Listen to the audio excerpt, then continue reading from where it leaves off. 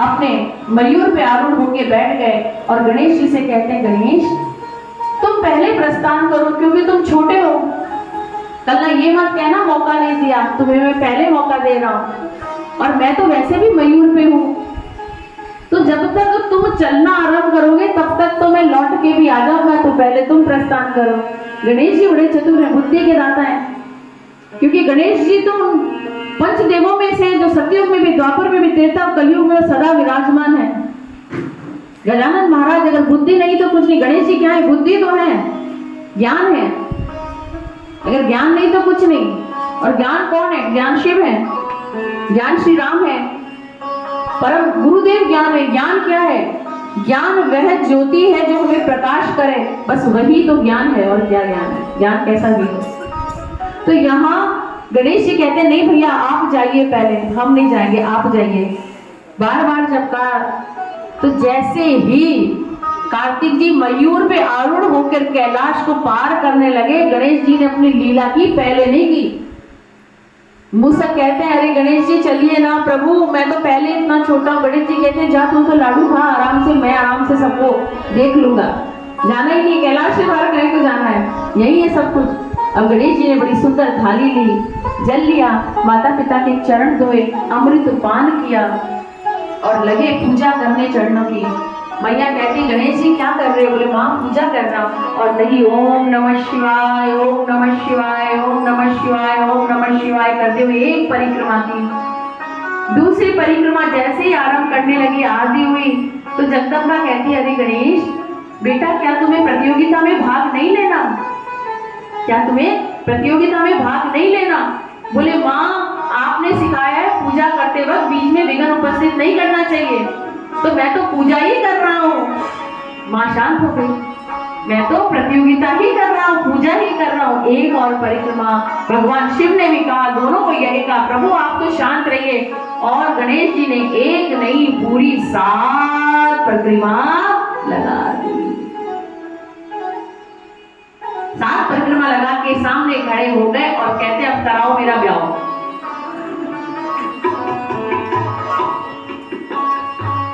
भगवान ने कहा, अरे गणेश जी आप तो अभी तक कैलाश के बाहर भी नहीं गए, प्रतियोगिता में भाग भी नहीं लिया, तो विवाह कैसा?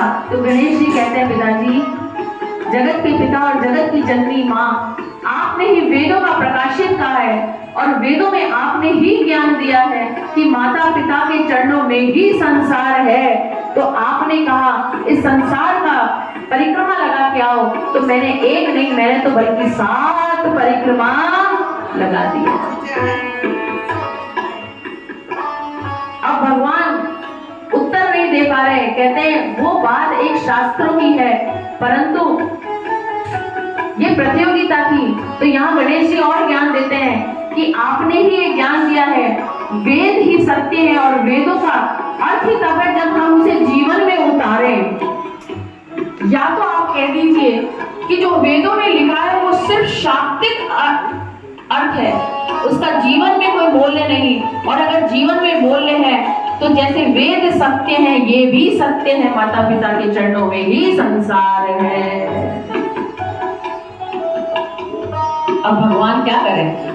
भगवान कहते हैं, गणेश जी आप सत्य कह रहे हैं। और गणेश जी का विवाह से उसी समय मां विश्वकर्मा जी ने सोचा कि मेरी 2 कन्याएं हैं, प्रतियोगिता की जैसे खबर मिली, अब भले गणेश जीते या कार्तिक जी जीते, कौन होगा जो भगवान शिव से अपना नाता नहीं जोड़ना चाहेंगे? तो जो भी प्रतियोगिता हो, मैं तो मेरी कन्या ले जाता हूँ, क्या पता विवाह हो जाए। तो यहाँ विश्वकर्मा जी कहते हैं, साधुवाद साधुवाद साधुवाद, सत्य कह रहे हैं, लोग कन्या भी सामने हैं, और एक नहीं 2-2। और गणेश जी की 2-2 विवाह हुए। 2 ही विवाह गणेश जी के क्यों हुए, एक क्यों नहीं हुआ? एक बार जो वृंदा है, जो तुलसी माँ है, वो एक बार कैलाश पे आ रही थी, तो गणेश जी ध्यान कर रहे थे बालक लीला में। तो वृंदा माँ, तुलसी माँ ने उनसे मजाक में ऐसे ही कहा, और गणेश? तो गणेश जी ने कहा, अरे अरे आप हटो, मैं नारियों से बात नहीं करता, मैं पूजा कर रहा हूँ, मैं नारियों से दूर रहता हूँ। तो वृंदा ने कहा, तुलसा माँ ने कहा, गणेश तुम नारी से दूर रहना चाहते हो ना, तो एक नहीं तुम्हारे जीवन में 2-2 नारियां आएंगी, जाओ। तो 2-2 पत्नियां आई, एक से कहा बचोगे 2-2 लोग। गणेश जी की रिद्धि और सिद्धि से विवाह हुआ। अब देखिए विवाह हो गया, गणेश जी के पुत्र भी हो गए, शुभ और लाभ। तब जाके कहीं कार्तिक जी परिक्रमा करके आए, और जैसे ही परिक्रमा करके आए तब तक तो भगवान शंकर दादा भी बन गए।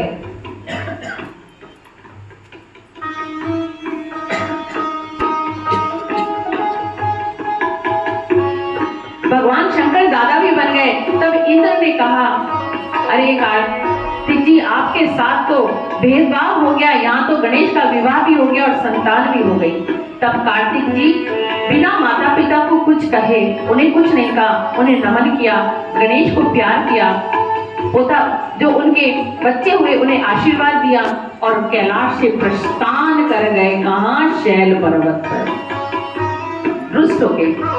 अब ये बात जब माता पार्वती को पता लगी तो माँ जगत जननी भी रुष्ट हो गई और प्रभु से कहती है, प्रभु आज जीवन में शायद पहली बार हमने अन्याय किया है। क्यों? क्योंकि हमने अपने दोनों बच्चों में भेद कर लिया। आज हमारा पुत्र रुष्ट हो गया क्योंकि जब प्रतियोगिता थी और दोनों पुत्रों के पास अपनी अपनी एक गुणवत्ता थी। कार्तिकेय का जन्म ही हुआ था शौर्य के लिए, युद्ध के लिए, किसी उद्देश्य से हुआ था, तारकासुर का वध करने के लिए, असुरों का संहार करने के लिए जन्म हुआ था कार्तिकेय जी का। तो जन्म के साथ ही उन्हें अपने माता पिता का संरक्षण नहीं मिला, प्रेम नहीं मिला, वो गति का लोक चले गए और आते ही तो वे युद्ध में हो गए। तो एक के पास बल का शक्ति है तो गणेश के पास बुद्धि की शक्ति है। दोनों ने अपनी अपनी शक्तियां दिखाई और जब प्रतियोगिता होती है तो जब दो लोगों में प्रतियोगिता है तो निर्णय भी तो तब होगा जब दोनों लोग सामने होंगे और दोनों अपने अपने तर्क कहेंगे। हो सकता था कार्तिकेय के पास कोई और तर्क होता जो गणेश जी के तर्क से भी बड़ा होता। भाई आज अगर दो लोगों में झगड़ा है तो क्या एक की बात सुन के हाँ कर देंगे, दूसरे को बोलने का मौका नहीं देंगे क्या? तो कार्तिक ने तो अपनी बात बताई ही नहीं, कार्तिक ने तो अपनी बात प्रस्थान करी ही नहीं, तो कैसे वे निर्णय हो गया? तो हमसे ये भूल हो गई। तब भगवान शंकर और माता पार्वती दोनों कार्तिक जी को मनाने शैल पर्वत पे गए, परंतु इस बात का बोध कार्तिक जी को हो गया क्योंकि भगवान से आने से पहले नारद जी उन्हें मनाने गए थे, फिर गणेश जी भी गए, वह नहीं आए, तो स्वयं जगत के पिता और जननी जब उन्हें मनाने गए तो वह वहां से भी 8 कोस दूर आगे चले गए। और जब उस स्थान पे प्रभु को कार्तिक जी नहीं मिले तो माँ उदास हो गई, माँ के मुखार बिन पे आभा चली गई। तो भगवान शंकर कहते हैं, सुनो पार्वती जी, आपका ये मुखार बिन सदा ललायित ही रहेगा। मैं आज ये वचन देता हूँ कि जो भी मल्लिका अर्जुन ज्योतिर्लिंग आएगा सदा के लिए मैं अपने पुत्र के लिए यहीं स्थापित हो जाऊंगा। जो भी मल्लिका अर्जुन ज्योतिर्लिंग के दर्शन करने आएंगे उन्हें शिव शक्ति दोनों का आशीर्वाद मिलेगा, उन्हें कभी अपने पुत्र का बिछोड़ नहीं सहना पड़ेगा। ये एक प्रथम ज्योतिर्लिंग है जो दोनों शिव और शक्ति के नाम से है, मल्लिका यानी माँ जगदम्बा और अर्जुन यानी भगवान शिव, मल्लिका अर्जुन ज्योतिर्लिंग के रूप में। और भगवान वचन देते हैं पार्वती जी, हर पूनम और मावस के दिन यहाँ आपका आपके पुत्र से मिलन होगा और मेरा भी मेरे पुत्र से मिलन होगा, क्योंकि हर पूनम पे स्वयं जगत जननी वहां आती है और मावस को भगवान शंकर स्वयं आते हैं। वचन दिया है भगवान ने शिव महापुराण में कि हर पूनम और हर मावस को स्वयं शिव और शक्ति आएंगे। पूनम को जगदम्बा आती हैं और मानस को भगवान शंकर आते हैं। इसलिए हमारे गुरुदेव ने शायद एक छोटा सा उपाय बताया कि जिसके भी घर में पीड़ा, हमारे गुरुदेव ने बताया, ये शिव महापुराण में वर्णित नहीं, हम झूठ नहीं बोलेंगे, जो इसमें नहीं है हम वो नहीं कहेंगे, इसमें बिना बताए को टोटका टोटकी नहीं बताएंगे। हमारे गुरुदेव ने बताया कि मावस और पूनम को खीर का भोग लगाने से देवता और पितृ संतुष्ट होते हैं, क्योंकि पूनम को और मावस को शिव और शक्ति को भोग लगता है और हमारे सबसे बड़े पूर्वज और जो है वे शिव और शक्ति हैं, उन्हीं की वंशज है। तो सीधे हम उनको जब भोग लगाते हैं, क्योंकि खीर का भोग लगता है शंकर भगवान को, जब एक मुख्य को लगा दिया तो सबको लग गया। तो पूनम और मावस को आप भोग लगाएं, जिनके भी घर में कोई पीड़ा हो ये उपाय हमारे गुरुदेव ने हमें बताया था कि तुम सबको बता सकती हो, तो ये हमारा उपाय नहीं, हमारे गुरुदेव का बताया हुआ उपाय है। बोलो काशी विश्वनाथ महाराज की जय हो। हर हर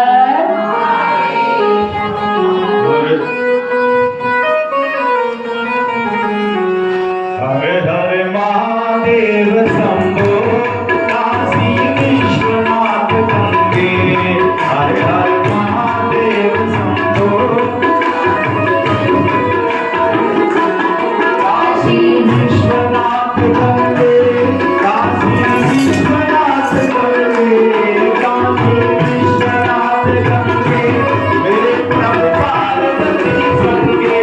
हर हर महादेव शंभो काशी विश्वनाथ गंगे।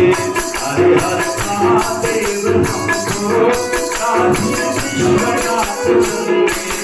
ओम नमः शिवाय। ओम नमः शिवाय। ओम नमः शिवाय। ओम नमः